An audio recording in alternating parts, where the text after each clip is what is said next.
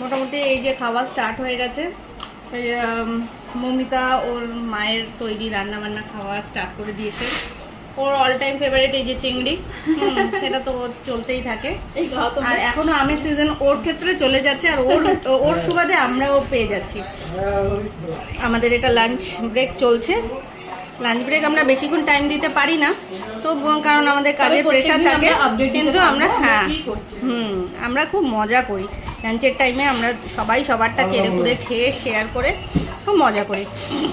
এটা আমাদের একটা বিশাল আনন্দের ব্যাপার। টানতে টানতে যেমন আমি আমার খাবার আনতে ওদেরকে নিয়ে গেছিলাম, সেইভাবে ওরাও মোটামুটি যা খাবার দাবার আনে সেটা নিয়ে আমরা সবাই মিলে। আর এর তো মানে কি বলবো, সবসময় যাই করুক না কেন ওর ওই হাতটা চলতেই থাকে।